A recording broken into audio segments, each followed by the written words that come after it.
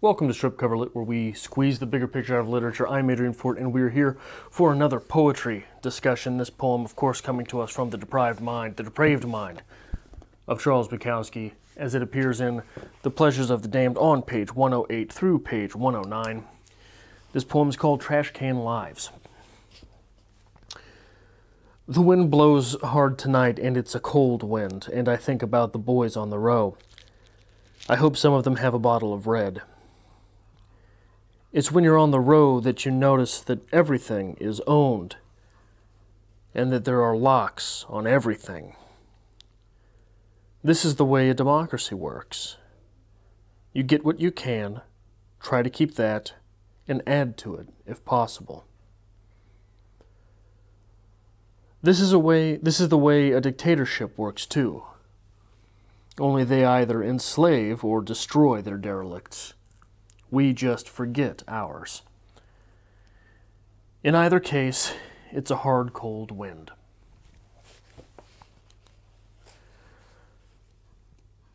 This poem is just a punch in the gut, huh? But I think that it is an important reminder of how literature is the way that we understand each other. It is the way we empathize and sympathize and find one another.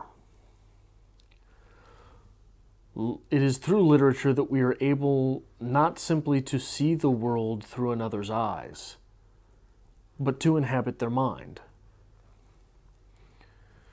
Stephen King had, I think, in On Writing, referred to writing as a form of telepathy. That it is a way to talk to one another without using speech. But it's more than that.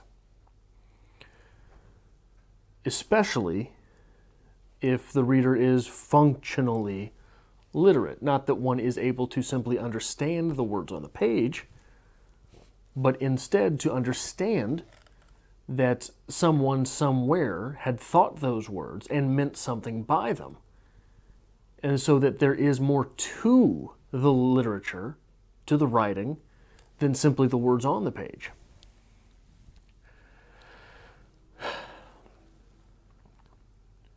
And in that we are able to, it's more than telepathy.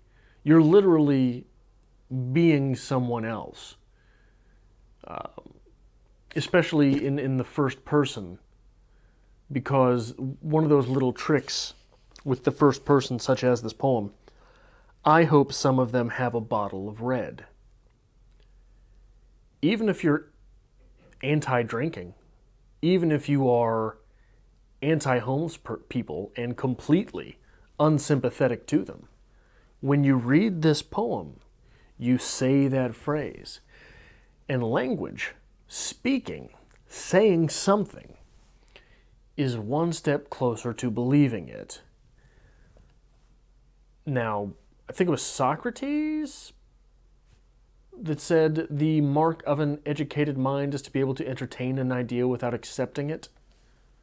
That too is very much at play, because there are all sorts of bad ideas that characters adopt within a text that we are supposed to not adopt. Lolita, for example. We are supposed to come to that text and be wary of the speaker. The speaker, again, in Lolita, is first person.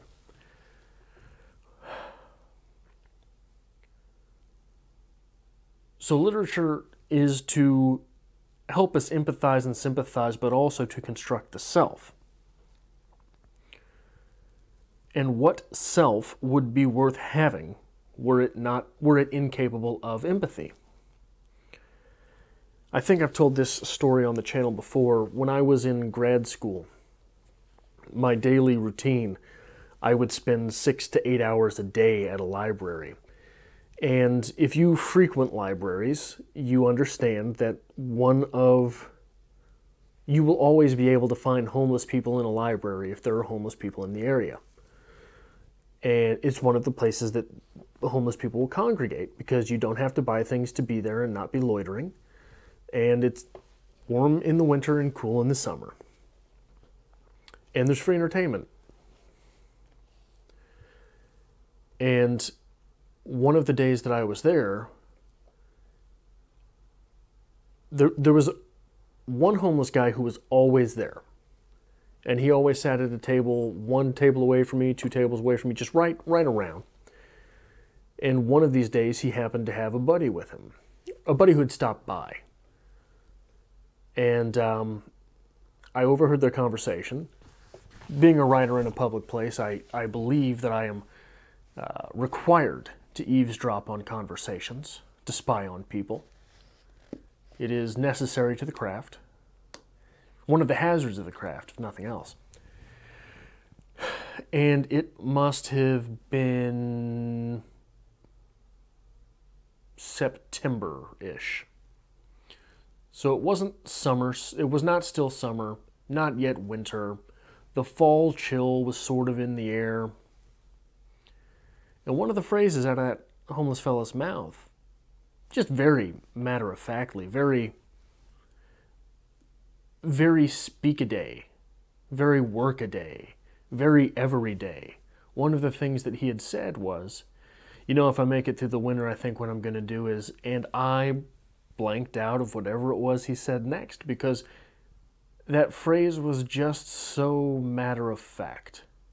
If I make it through the winter. Wow. If I make it through the winter. And here in Missouri, it's not just the winter you have to be worried about. It's the summer as well. Very easy to have a heat stroke and just, well, you don't wake up. Very easy to have a heat stroke and you do wake up, but you're impaired and there's no one there to help you because you're homeless. That's another way to go. And it was, you know, it was a very sobering moment. Not that I've ever treated homeless people poorly.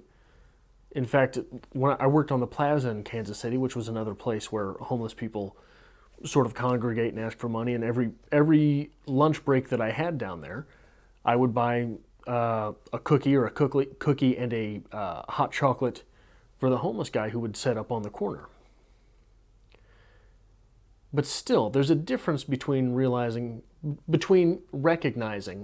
that it would be a good thing to do to buy this homeless guy a little something versus the realization that sometimes you just don't wake up because it's too cold. And that is something with which these people fight through 2 seasons every year. Half the time, these guys are dealing with the fact that they might not wake up tomorrow. And in this poem, what ends up happening is you start very small, very, very small. And one of the tricks that a writer will employ is to start big and go small, or start small and go big. There are benefits to each thing depending on what it is that you're trying to communicate. Here, what Bukowski is communicating is the fact that systems may change, people do not. Systems may change, the facts of life do not. So you start small with that matter-of-fact statement, the wind blows hard tonight, and it's a cold wind. Most of us, if we've been through a winter, understand what that means. And if you're from someplace where it's hot all the time, you understand what it means if there's no wind tonight and it's a very not cold wind. It's a very hot place to be, how dangerous that can be. And if you're from California, you just have no idea what any of this means, I guess. But there's no weather in California. It's like being indoors all the time. But you start small with that phrase, the wind blows hard tonight and it's a cold wind.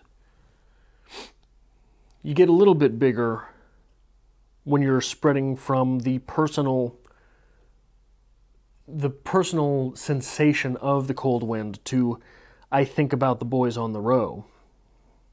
And then you get so big as that's what we do in a democracy. And then, of course, to a dictatorship as well. But democracy, dictatorship, doesn't matter. There's going to be homeless folks. And either you're going to kill them or the weather will. Your system is going to kill them or the weather will, I suppose I should say. That's a sobering fact. But again, it speaks to the utility of literature and how it does what it is to do. And it's just, I don't know. I thought that I was reading through the Bukowski and figured this one might prove a conversation piece just because of the cold, harsh reality of it. And that even the gut punch of a title, Trashcan Lives, holy moly. I mean, what a swift kick in the behind that is. Just the sound of it.